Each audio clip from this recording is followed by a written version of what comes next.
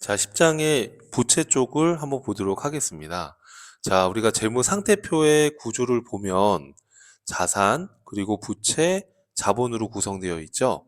그래서 우리가 자산에 대해서는 우리가 유동자산과 비유동자산, 그래서 유동자산은 당좌자산과 재고자산, 비유동자산은 우리 투자자산, 유형자산, 무형자산, 기타 비유동자산이 있다라고 공부를 했었고요.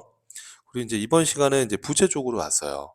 그래서 부채는 1년 이내에 갚아야 되는 보고기간 종료일로부터 결산일로부터 1년 이내에 상환해야 되는 유동부채, 그리고 1년 이후에 상환하는 비유동부채로 구분해 볼 수가 있습니다. 그래서 이번 시간에서는 유동부채부터 한번 보도록 하겠습니다. 자, 우리가 부채라는 거는 지급해야 될 어떤 현재의 의무를 부채라고 하는 거예요. 근데 유동부채라는 것은 우리가 보고기간 종료일 또는 뭐 재무상태표일 또는 뭐 결산일로부터 1년 이내에 현금 등으로 상환해야 될 부채다라는 거예요. 그럼 꼭 현금으로만 상환하는 건 아니니까 현금 등이다 이렇게 이해하시면 되겠습니다. 만약에 결산일로부터 1년 이후에 상환해야 된다라고 하게 되면 이때는 비유동 부채에 해당이 된다라는 거죠. 자, 여러분 우리가 앞에서 공부했던 당좌 자산 중에 채권 개정 과목들 주요 채권들이 뭐가 있었죠, 여러분? 그렇죠. 상품을 외상으로 팔았을 때 외상 매출금, 상품을 판매하고 상대방한테 약수거음을 받으면 그렇죠, 바드럼. 이 둘을 합쳐서 우리가 매출 채권이라고 했었죠. 자, 그러면 여러분 만약에 그 반대편의 입장에서는 상품을 외상으로 구입하면 외상 매입금이라는 부채가 되는 거예요. 상품을 구입하고 어음을 발행해서 주면 지급어음이라는 부채가 되는 거예요. 이런 걸 우리가 갚아야 될 채무다라고 얘기를 하는 겁니다. 그래서 이렇게 상품을 구입하면서 외상으로 하거나 어음을 발행했을 때 이런 채무를 합쳐서 매입 채무다라고 부르는 겁니다. 이해될까요, 여러분? 자, 우리가 상거래 이외의 거래에서 뭐 비품이나 차량 등을 처분하고 돈을 나중에 받기로 했다. 그럼 그때는 미수금이라고 하죠. 그러면 비품이나 차량을 외상으로 구입하면 그때는 갚아야 될 부채인데 미지급금이라는 개정 과목을 쓴다는 거예요. 우리가 배워야 될 전체 내용을 보여드리는 겁니다. 자, 그 다음에 1년 이내에 받기로 하고 돈을 빌려주면 단기 대여금이라는 자산으로 기록을 하죠. 근데 그 반대편에 있는 사람은 1년 이내에 갚기로 하고 돈을 빌린 거죠. 그럼 그 사람은 단기 차입금이라는 부채, 이 채무가 늘어나는 거죠. 그렇죠? 자, 우리 선급금은 어떤 거였었죠? 자, 상품을 내가 사기 전에, 상품을 받기 전에 대금의 일부를 미리 지급하는 거죠. 선지급하는 거죠. 그래서 선급금. 자, 그럼 그 반대편에 있는 사람은 물건을 보내주기 전에 돈을 미리 받은 거예요. 그래서 이때는 선수금이라는 부채로 기록하는 거예요. 그러니까 선급금은 구매자 입장이다 이렇게 생각하시면 되겠고요. 우리가 선수금은 판매자 입장이다 이렇게 생각하시면 돼요. 구체적인 거는 뒤에서 또 보도록 하겠습니다. 가지급금은 여러분 지급을 했는데 내용을 모를 때 가지급금 이렇게 하는 거고요. 가수금은 거꾸로 돈이 들어왔는데 왜 들어왔는지 내용이 확인되지 않았을 때 그때는 이제 가수금, 수금, 돈이 들어왔는데 아직 확정 안 됐다 그런 의미입니다. 자, 그래서 우리가 이번 시간에 배울 개정 과목들이 바로 대표적인 채무가 이런 매입 채무, 미지급금, 단기차입금, 선수금, 가수금 또는 뭐 예수금이라는 것도 있고요. 자, 이런 것들을 한번 공부해 보자라는 얘기입니다. 자, 첫 번째 나와 있는 유동부채의 첫 번째가 매입 채무예요. 자, 매입 채무는 방금 얘기했던 것처럼 상기업에서 이렇게 상거래와 관련해서 즉 주된 영업활동과 관련된 채무다. 그래서 우리가 상품을 외상으로 구입하기로 했다. 상품을 외상으로 구입했다. 그럼 외상 매입금, 상품을 구입하고 어음을 발행했다. 지급어음, 이걸 둘을 통합해서 우리가 매입 채무다라고 얘기를 하는 겁니다. 자, 매입 채무는 이제 우리가 기중에 회계 연도 중에는 매입 채무라고 기록을 하는 것이 아니라 외상으로 구입하면 외상 매입금, 어음을 발행해서 주면 지급어음 이렇게 분개를 하고 외부에 공시할 때, 외부에 재무상태표를 공시할 때 그때는 통합계정으로 해서 합쳐서 매입채무로 재무상태표에 표시를 해주는 겁니다. 그 실제 분기할 때 쓰는 계정 과목은 아니고요. 실제로 분기할 때는 외상 매입금은 외상 매입금으로, 지급어음은 지급어음으로 이렇게 분기를 했다가 나중에 이제 외부에 보고할 때만 통합해서 매입 채무로 보고한다. 그렇게 이해하시면 되겠습니다. 자, 그럼 매입 채무의 첫 번째 외상 매입금이에요. 그렇죠? 자, 외상 매입금. 자, 여러분 우리가 외상 매입금을 공부할 건데 요걸 한번 비교해서 한번 보시면은요. 우리가 이전 강의에서 이제 외상 매출금을 공부했었죠. 그래서 물건을 파는 사람이 상품을 외상으로 팔았다 그러면 상품 매출이라는 수익이 발생하고 외상 매출금이라는 자산의 증가로 기록을 했다가 나중에 외상대금을 회수하면 현금 자산이 들어오고 외상매출금 자산이 감소하는 형태로 기록을 해주는 거죠. 자, 그러면 이제 구매자 입장에서는 상품을 외상으로 구입했다라고 하면 상품이라는 자산이 증가하고 외상으로 샀으니까 외상 매입금이라는 부채가 증가하게 되는 거예요. 자, 그리고 이 외상 매입금을 현금으로 갚았다. 대금을 지급했다라고 하면 외상 매입금이라는 부채가 감소한다라는 거예요. 이해되시죠, 여러분? 그래서 우리가 외상 매입금이란 건 주된 영업활동과 관련된 채무로서 이제 상기업에서 상품을 구입하거나 또는 뭐 제조기업에서 제품 만들 때 필요한 원재료를 구입하는 것과 같이 주된 사업 목적과 관련된 채무다라고 이해를 하시면 되겠습니다. 자, 케이스를 통해서 한번 보시죠. 자, 10월 5일 날 상기업에서 상품 60만 원을 외상으로 구입했다. 그럼 어떻게 하면 돼요, 여러분? 상품이라는 자산이 증가했겠죠. 자, 그리고 외상으로 구입했으니까 외상 매입금이라는 부채가 증가하는 거예요. 자, 11월 2일 날 위 외상 매입금 중에 40만 원을 자, 우리 회사가 당좌수표로 지급했다. 자, 그러면 외상 매입금을 갚은 거니까 외상 매입금이라는 부채가 감소하고 자, 당좌수표를 발행하면 뭐가 되죠? 그렇죠. 당좌예금이라는 자산이 감소한 것으로 기록을 해주시면 됩니다. 이해되시죠, 여러분? 자, 그래서 외상 매입금에 대해서 간략히 봤고요. 자, 지급어음에 대해서 한번 같이 보겠습니다. 자, 지급어음이라는 거는 자, 상거래에서 발생한 지급 약속 증권이다라는 거예요. 자, 어음 발행 시 지급어음으로 처리를 했다가 만기에 어음대금을 상환하게 되면 지급어음을 차변으로 감소시키는 겁니다. 자, 이것도 우리가 한번 이전에 공부했던 거를 같이 비교해서 한번 보시죠. 자, 여러분 우리가 지급어음도 마찬가지로 이렇게 판매자랑 구매자랑 한번 비교해 보면 우리가 이전 강의에서 상품을 판매하고 약속어음을 받으면 판매자 입장에서는 상품 매출이라는 수익이 발생하고 받으러옴이라는 자산의 증가로 기록을 했다가 만기 때 이 받으러옴 대금을 회수하면 차변에 현금 등이 들어오고 차변했던 받으러옴 자산이 대변으로 감소하는 이러한 패턴의 분계가 나오는 거예요. 그쵸? 자, 근데 구매자의 입장에서는 상품을 구입하고 어음을 발행하게 되면 상품이라는 자산이 증가하고 지급어음이라는 부채가 증가하는 거예요. 그리고 이 지급어음 대금을 만기 때 어음 대금을 갚으면 지급어음이라는 부채가 차변으로 감소하게 되는 거예요. 이해되시죠, 여러분? 자, 그래서 지급어음에 대해서 다시 한번 보면 자, 상거래에서 발생한 지급 약속 증권이다 이렇게 말씀드렸었죠. 그래서 상품을 구입하면서 어음을 발행해서 주게 되면 이렇게 지급어음이라는 부채의 증가로 기록을 하게 되는 거죠.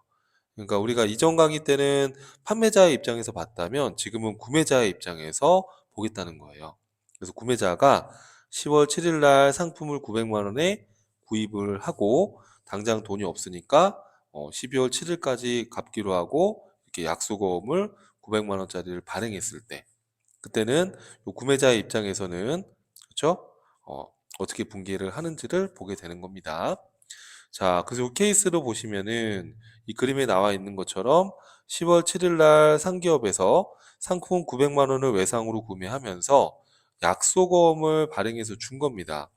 그러면 요 구매자의 입장에서는 차변에 상품이라는 자산이 증가하고 어음을 발행해서 줬으니까 지급어음이라는 부채가 증가하게 되는 거예요. 자, 그리고 12월 7일 만기 때 위 지급어음이 만기가 돼서 당좌 수표를 발행해서 지급했다라고 하게 되면 이 구매자 입장에서는 대변했던 지급원 부채가 감소하고 당좌 수표를 발행하면 뭐가 되는 거죠? 그렇죠. 당좌예금이라는 자산이 감소한 걸로 기록을 해주시면 되는 겁니다. 자, 그럼 이제 미지급금은 어떤 거냐 하면 이것도 지급을 하지 않은 거니까 이제 갚아야 될 부채인데 이거는 상거래와 관련이 없는 외상 구입 대금이다 이렇게 보시면 돼요. 그래서 주된 영업활동과 관련이 없는 상거래 이외의 채무다. 예를 들어서 상품을 외상으로 구입한 게 아니라 차량이나 비품이나 기계 등과 같은 것을 외상으로 구입을 했을 때 그 채무라고 보시면 되겠습니다. 자, 예를 들어서 우리가 이전 강의에서 자, 비품 100원에 구입한 거를 100원에 갖다가 팔았다고 한번 해볼게요. 그런데 이 비품을 판매한 판매자가 이 100원의 돈을 나중에 받기로 한 거예요. 그럼 미수금 이렇게 기록해 놨다가 이 미수금 대금을 현금으로 회수하면 현금이 들어오고요. 그죠? 현금이 들어오고 미수금이 대변으로 줄겠죠. 이해되시죠, 여러분? 그래서 우리가 미수금이라는 것은 우리가 이전 강의 때 공부할 때 이런 비품 등과 같은 자산을 팔고 돈을 나중에 받기로 했을 때 미수금이라는 자산의 증가로 했다가 미수금 대금이 들어오면 미수금이라는 자산이 감소한 걸로 하잖아요. 그럼 이제 구매자 입장에서는 이 비품을 업무에 사용할 비품을 구매한 구매자 입장에서는 비품이라는 자산이 100원어치 증가하고 이걸 외상으로 샀기 때문에 이때는 외상 매입금 지급어음 그러면 안 되고 이때는 어음을 발행했든 외상이든 간에 미지급금으로 기록해 주는 거예요. 어음을 발행했다 하더라도 미지급금으로 하시는 거예요. 왜냐하면 지급어음은 상거래와 관련돼서 어음을 발행했을 때만 지급어음이기 때문에 이때는 미지급금으로 잡아주시는 거예요. 상거래가 아닐 때에는 자, 이 미지급금 대금을 현금으로 갚았다 그러면 어떻게 되겠어요? 미지급금이라는 부채가 감소하고 현금이라는 자산이 감소하겠죠. 그렇죠? 이렇게 해서 여러분들이 이해를 해보시면 되겠습니다. 자, 그래서 상기업에서 상품을 외상으로 구입했을 때는 외상 매입금을 쓰지만 이런 차량이나 비품이나 이런 상거래 이외의 거래에서는 미지급금을 쓴다는 거 기억을 해주시고요.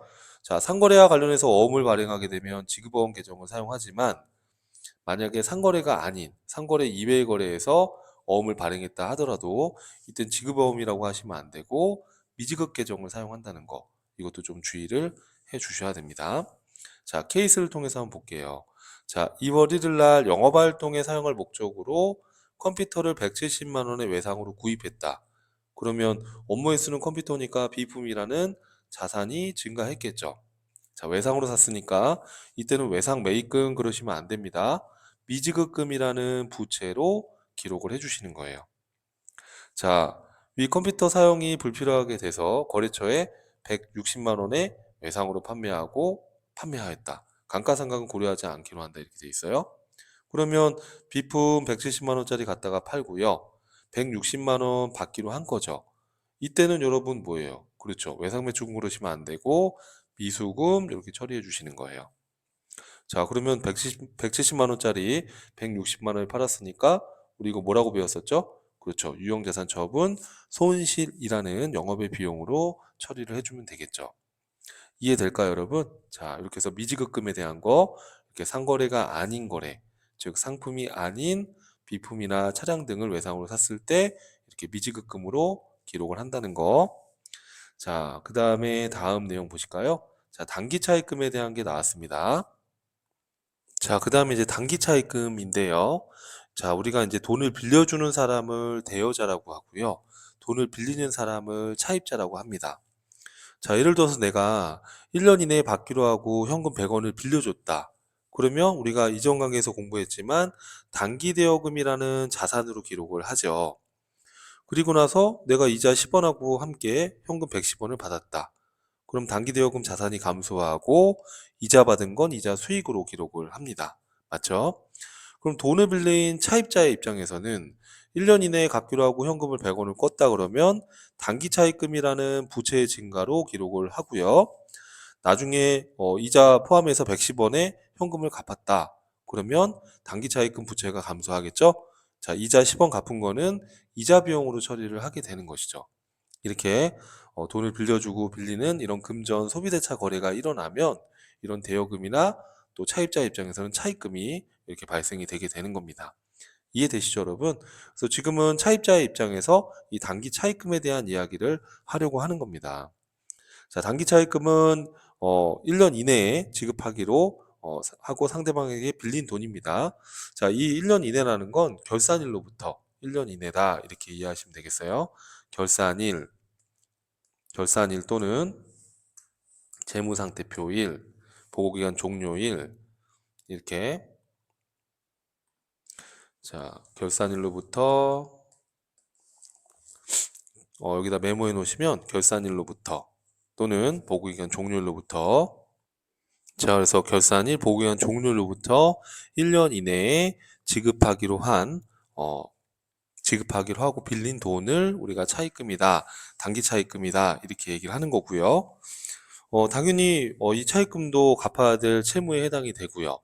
결산일로부터 만약에 1년 이후에 상환한다라고 하게 되면 그죠, 장기 차입금이라는 비유동 부채로 구분이 되는 겁니다.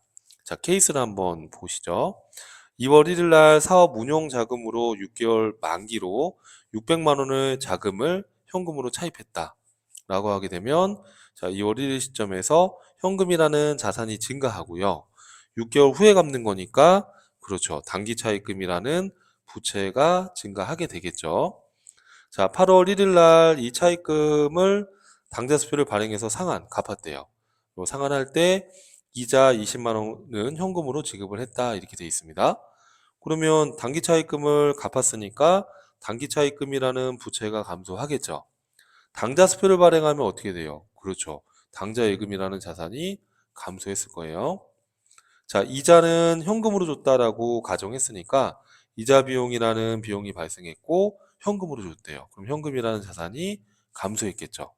이해되시죠, 여러분? 자, 그래서 이렇게 해서 단기 차입금에 대한 걸 봤고요. 자, 그리고 나오는 게 이제 선수금, 가수금 이런 내용이 나옵니다. 자, 선수금에 대한 걸 한번 보시죠. 자, 여러분, 선수금은 미리 받은 돈이에요. 그렇죠?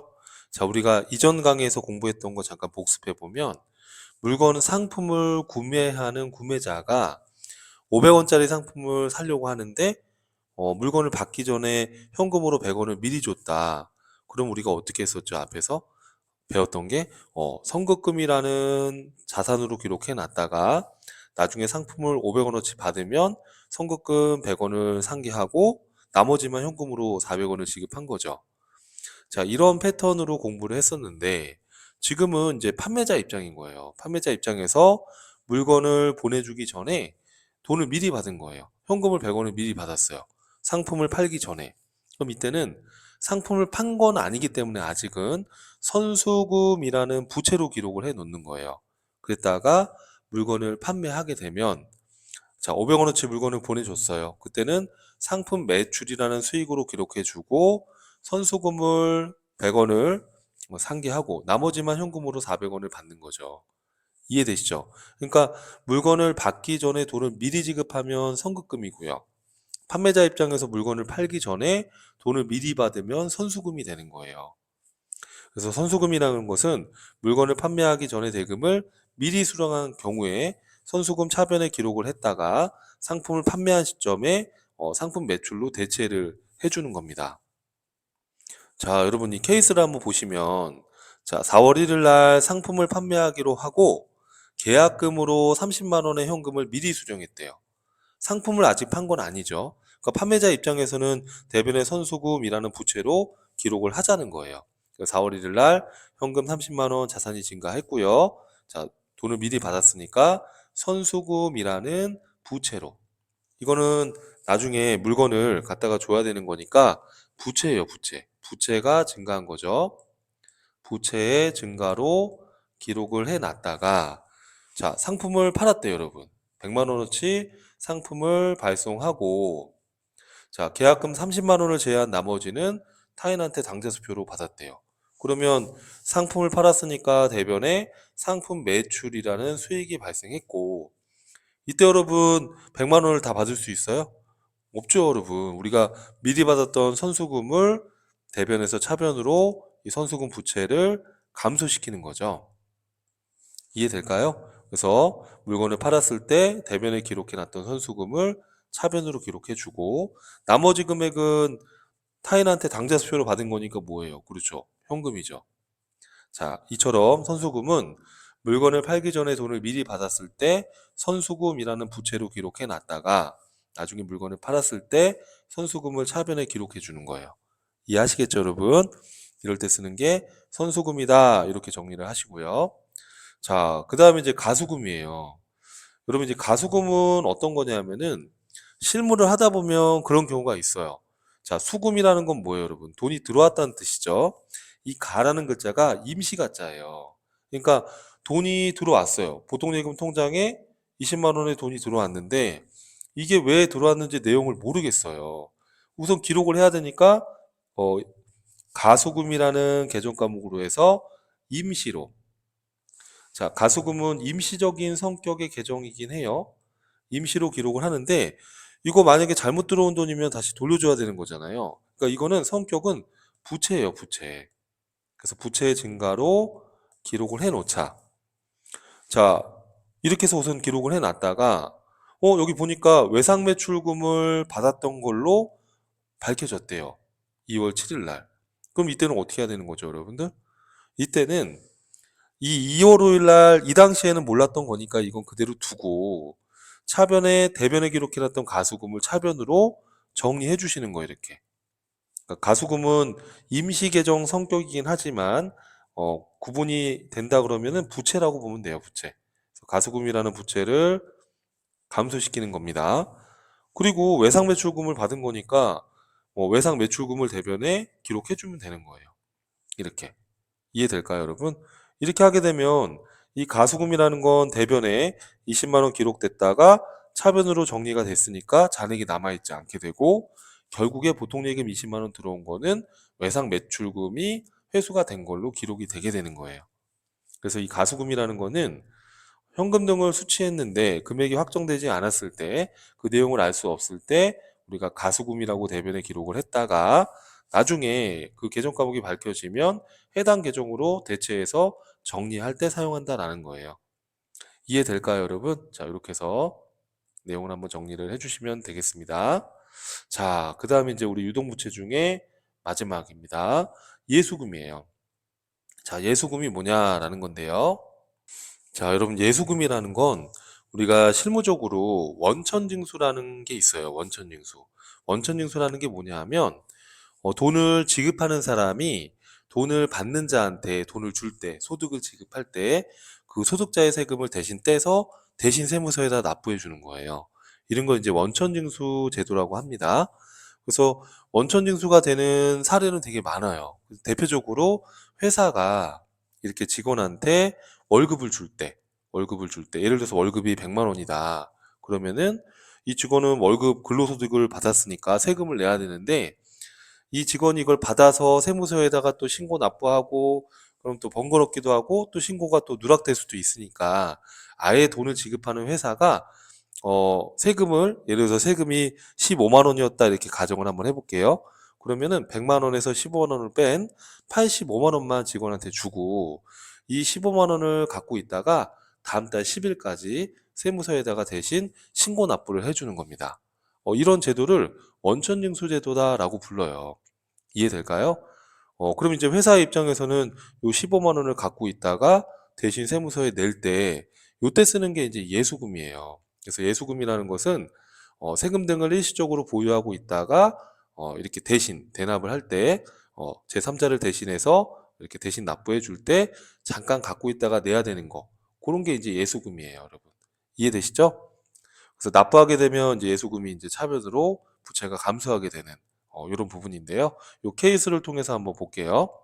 3월 25일 날 회사가 직원 월급 100만 원을 지급하면서 이 그림 보시면 되겠네요. 그죠? 지급하면서 세금 15만 원을 원천 징수하고 나머지 금액을 직원한테 현금으로 줬다라고 하게 되면 우리는 회사 입장에서 분개를 하는 겁니다.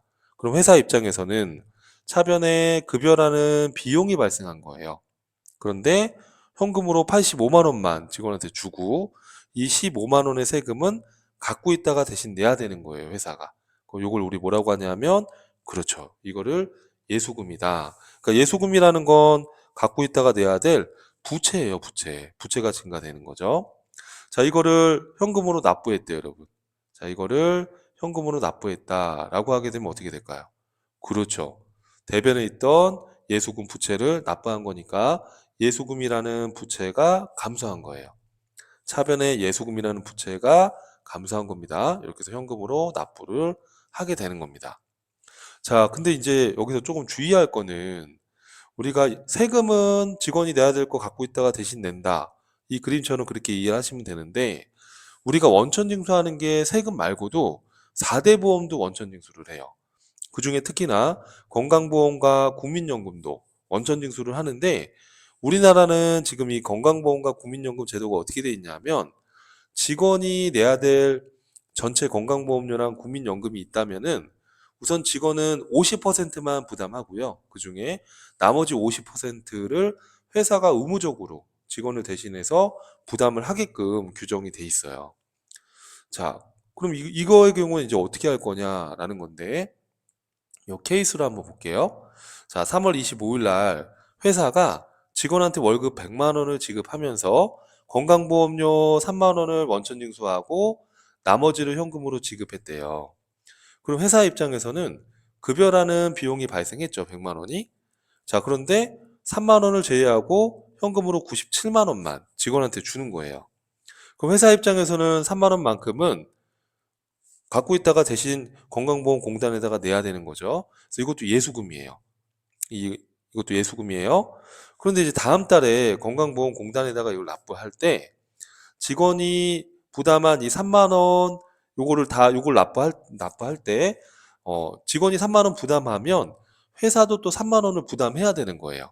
그러니까 직원이 원래는 6만 원의 건강보험료를 부담해야 되는데 어, 근로자가 너무 부담이 되니까 6만 원 중에 3만 원만 직원이 부담을 하고 나머지 3만 원은 회사가 부담을 하게끔 이렇게 법으로 규정해 놓은 거예요. 이해되세요, 여러분? 그러면 이 경우에는 이제 어떻게 돼야 되냐면 직원이 부담해야 될 건강보험료 3만 원은 직원한테 이렇게 원천 징수를 해서 예수금으로 기록을 해놨다가 자, 이거는 이제 공단에다가 납부를 했어요. 그러면 예수금이라는 부채가 차변으로 줄겠죠. 3만 원이. 근데 회사는 직원이 부담할 3만 원하고 또 회사가 3만 원을 더 납부하는 거예요, 이렇게. 회사 입장에서는 이제 6만 원의 현금이 나가는 거죠. 그럼 차변에 3만 원이 비잖아요. 이거는 직원을 위해서 건강보험료를 부담해 준 거니까 이거를 우리가 복리후생비라는 비용으로 회사가 비용 처리를 하게 되는 거예요. 이해될까요, 여러분? 이렇게. 국민연금도 동일해요. 이러한 형태로. 만약에 이게 국민연금이었다 그러면은 이때는 이제 세금과 공과라는 비용으로 이렇게 구분해서 처리해 주시는 거예요.